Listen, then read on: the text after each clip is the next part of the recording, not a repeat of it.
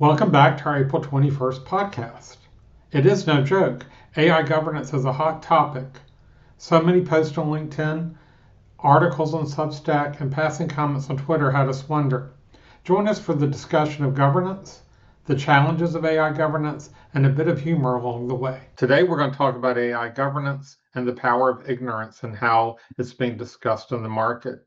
And we have a great example from Campbell that he did on LinkedIn, and we're going to start the discussion with him. All right. Thank you. Just bear with me while I uh, do the sharing exercise. All right. Can you see it? We can. All right. So the rationale for creating this was that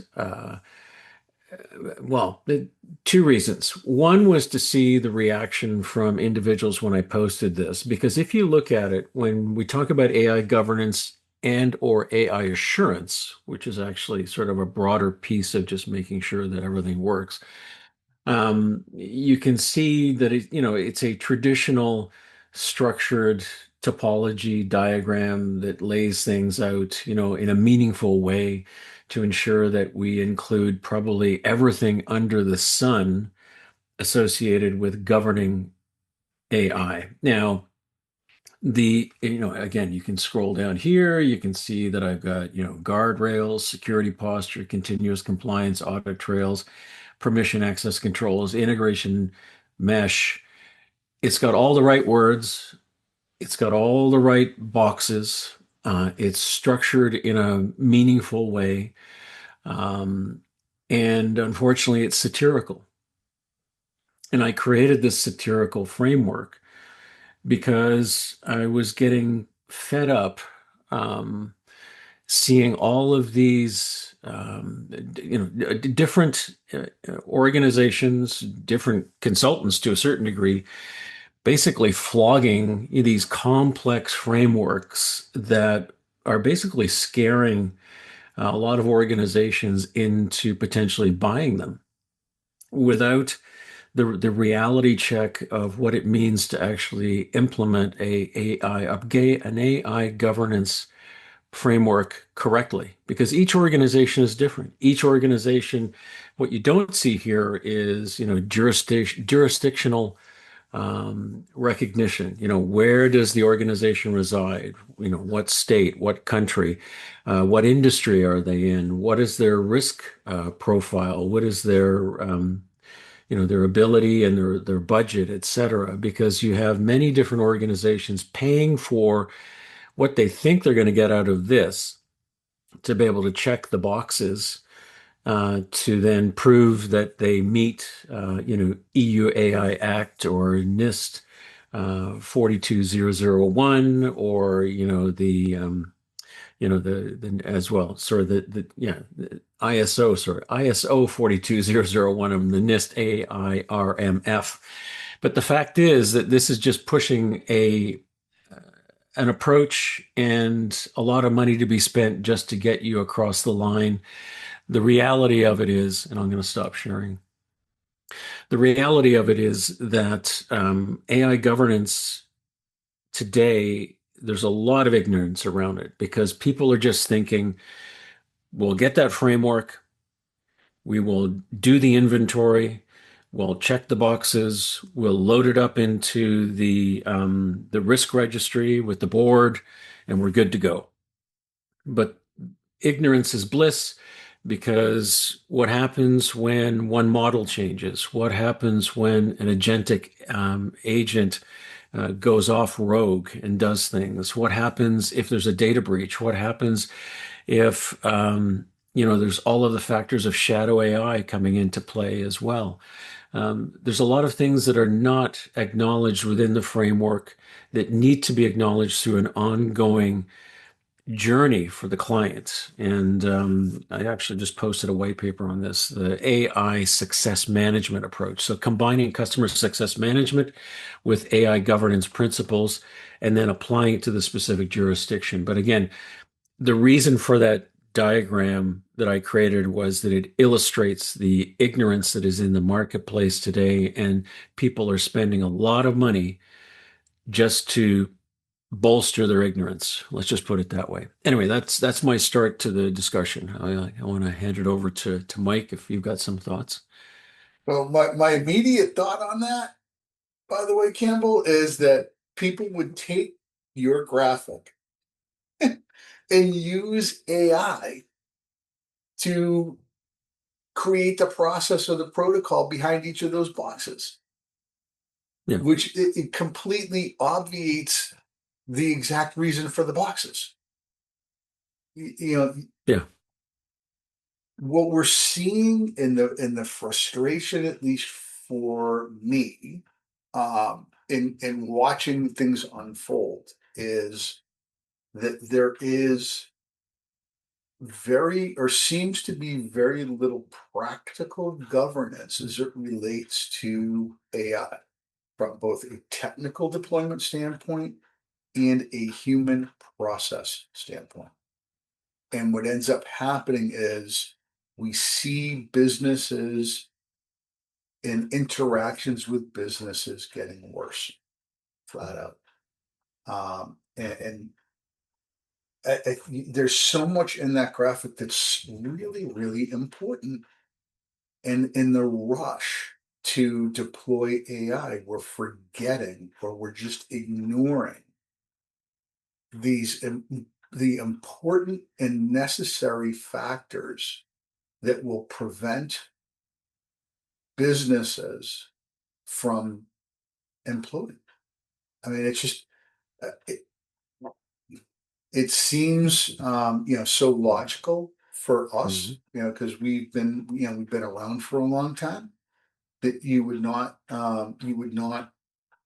just deploy a system or a process without really taking it through the end to end, or a trial period. And instead we're just seeing companies make these wild decisions about what's allowable and acceptable. And we've talked about this before, the lack of, or seeming lack of, policy around the utilization of a tool or tools.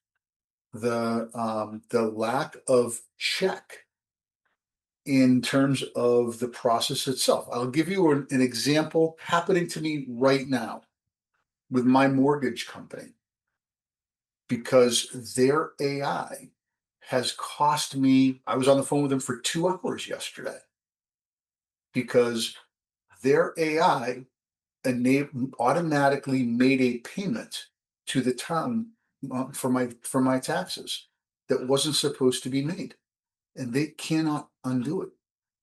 Cannot. 30 to 90 days. So the only reason I'm still a customer today is because it's my mortgage. I can't just change it. If it was almost anything else, I would have churned, and they likely would not have known why that happened. And this is going on in business after business after business right now, today. Yeah.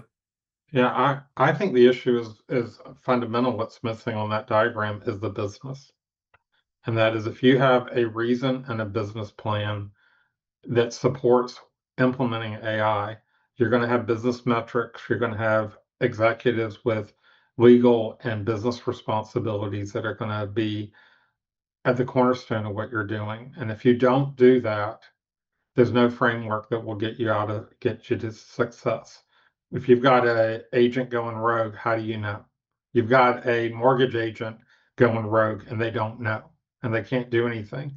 And the truth is, it should have never been able to do that in the first place. That is, it should not be able to do something that is obviously wrong.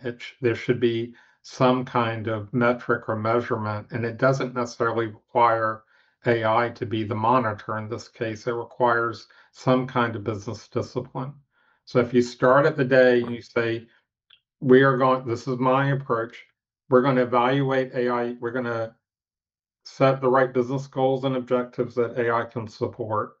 We're going to focus on our business organization skills and readiness for AI, and then use those as the cornerstone to evaluate and implement and govern AI use cases.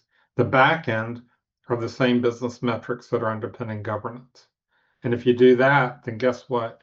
You have business value, you have an ROI, and more importantly, and Mike and Campbell, we talk about this all the time, you keep the human in the middle. So you make sure that there is a reasonableness of what is going on. And if it's not, it doesn't hopefully happen. Right. Yeah.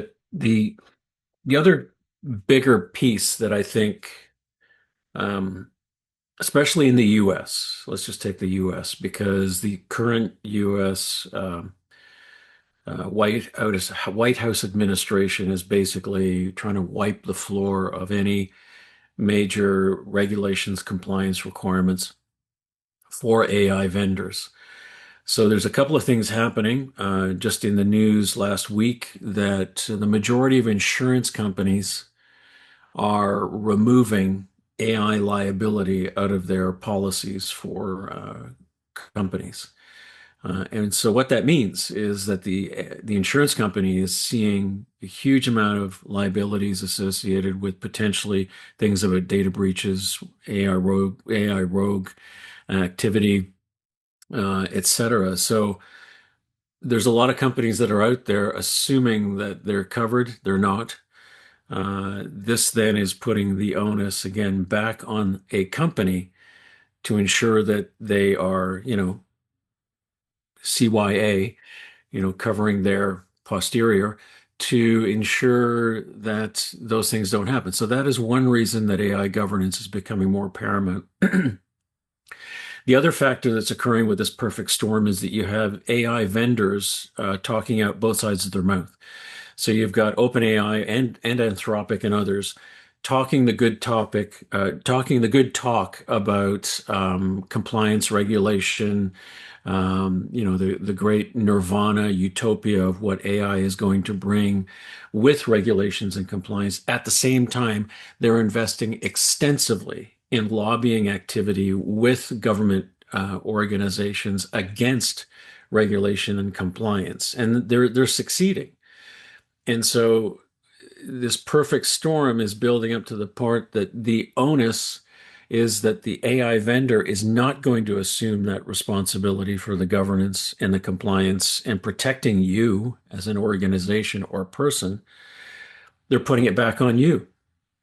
And if the insurance company is now saying, we're not going to cover it, what can you do? And that's where the ignorance lies right now, is that organizations have to effectively shield themselves with a very robust approach to, if I'm going to use AI, I have to acknowledge the risks, I have to plan for the risks, and I have to incorporate them into my processes. I mean, that is just what I'm really seeing in this perfect storm that's happening. And there's a lot of people that are, instead of building, a storm shelter, they're starting to invest in, patio umbrellas and patio furniture for the summer. That's what I'm seeing. Yeah, I you know, I think it's interesting to me because if you look at the human side, there was a post about I think Jack Dorsey talking about you could have 6,000 agents or something running, right? And then he will just manage the agents. And then you think, well, if he had 6,000 humans, what would that look like? So how has he solved any problems, right? So we've been down this road. If we really look at AI as having a seat on the board, if you will, having digital workers that are operating within the infrastructure, we don't have to act like we're ignorant of this because of the technology. We're not. We've implemented workforces and management structures and processes. And truthfully, the government may not regulate AI, but it does regulate business and how they report and risk. And there are certainly laws in place, not just in the US, to make that happen. So we do have a structure, but it's a business structure, not an IT one. And if we keep down this path of AI, that it's an IT problem and an IT opportunity only, that's going to represent 1 to 2% at the most of the businesses and organizations in the world. The businesses that need to look at this need to look at the structure they already have, if they're a public company, how their board is managing risk, and what the implications are of AI, just as if they implemented a new workforce to do something new and different. And if they do that, they'll, number one, AI will be centered on their business, and they'll be the first guardrail they'll have for AI is their business and the value that it's bringing to them. And I can't think of a better place to start and to manage an AI strategy. And I think if they don't, they're, to your point, Campbell, the risk they're taking on is much greater than they recognize at the moment. Right. I think that you just said that was a pretty important statement. We are effectively employing AI as people. And if we're going to employ AI as people, then we need the same policies and rules for the AI agents that we have for the people. Otherwise, we run the risk of actually doing harm. And again, we make that one of us makes this caveat every podcast, right? Which is that we are AI enthusiasts. We are quite enamored with it, and when we're kind of like sometimes I think we're the canary in the coal mine. If you're going to allow agents to do the work of humans, then you have to also manage to the implications, good and bad. So when a major healthcare organization, I don't want us to get sued, so I won't mention their name, had an agent that was telling providers when they should be turning people away from or no longer covering them for acute care rehabilitation, how soon they should be discharged from a hospital. And this causes actual harm to people. And then there's no path or no avenue for the human to challenge the process. Yeah. That's an extreme. In my situation with my mortgage company is another one. But when the humans are in the middle of this, it has a massive impact. And it could have a massive positive impact, but you have to have the governance before you allow people to create these agents or to program the agent. Otherwise, I think you're going to see a lot more unhappy stories than happy stories as a result. Yeah, Yeah. I'm going to real quick, they were asking Sam Altman, I think, what the skills are you need, and he talked about soft skills, right? And everybody's talking about them. And I think when you go back, Mike, to your mortgage example, a human who had done that would have stepped right away and said, Mike, this is wrong. I'm going to escalate this and figure this out. What does an agent lack? Empathy, a reasonableness check. And I don't know that you can put that in a governance framework. So the understanding of the human element and the importance of that is something that, even in the best governance frameworks that you can see, even I hate to say it, Campbell, ones that are even prettier than yours, they don't include that in the discussion. And I think that's what's missing. Yeah. Yeah. I mean, yeah, anybody feel free to, I'm more than willing to, help you implement my wonderful satirical framework for 20K. Kidding. It should What be more than you 20K. actually, Mike, you said something that actually, as an example, I don't know if you remember the book The Rainmaker by John Grisham, or they actually made a film out of it with Matt Damon in it, where that is an insurance company that is at fault for denying all claims, and they could have saved the life of an individual, and it all came down to a binder that had that policy, in there, that they, the entire sort of process sort of goes through that. But it's a good film, good book. I'd encourage folks to sort of to watch it. But what it does, to your point, Mike, is that if you have AI in that mix, like you have an agent that is making that decision, an organization obviously has architected the technology to be very efficient and very effective at making that decision. That, we're not going to continue with the claim in this process because it meets these certain criteria, automated decision making. That's one huge area around governance that needs to be controlled. But to your point, there's no reverse recourse. There's no path of recourse for an individual to challenge that. And that's fundamentally what governance, AI assurance, that is a living framework that incorporates it to that organization so that there is that backward direction of recourse, whether you audit it by a third party auditing firm or the individual challenges the decision, you have that ability to go back all the way through that channel to be able to say, okay, this is why it was made. These are the policies. This is the process. These are effectively the agents and the people that made that decision, so that then you can give that level of recourse and or receptivity back to the individual. And the last thing I'm going to say is everybody talks about guardrails. But the other piece, and I don't know whether I mentioned this before, is you have to think of it sometimes that the frameworks and the governance that you put into play aren't necessarily hard and fast guardrails. They're rumble strips on the side of the road that, as you're sort of veering off into the land of, bad decisions and risk and, violating compliance or regulatory compliance, you get this rumbling effect.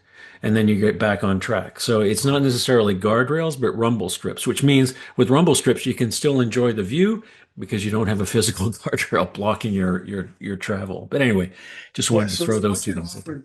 if I can offer this, so I'm a baseball fan. I'm a sports fan, but I love baseball. So this year they changed baseball, right? And they added a challenge system Yeah. where the batter, the pitcher, the catcher just taps their helmet and they can immediately challenge a call. And there was an uproar that they were going to do this. It's almost inarguably made the game better. It makes the game more interesting, more exciting, and more often than not, the challenge is correct. Right. So the irony is, to cure governance is you build the agent to have the challenge system, to have a process that immediately goes to a human to say, hey, you need to look at this and a human needs to correct this or confirm that is exactly what was supposed to happen. Yeah. So gentlemen, we are 2 minutes over at the moment. If I could, I'd like to wrap up with one other idea, and that is self-driving cars. The premise right now is that the car is driving, but it's also monitoring the human to make sure that it's staying on the road. And that's what AI governance needs to be. And if we forget the human, then we will cause more problems beyond Mike's mortgage. And more importantly, we might actually impact someone's life and health. So we're going to wrap it up, and then we look forward to the next podcast in 2 weeks.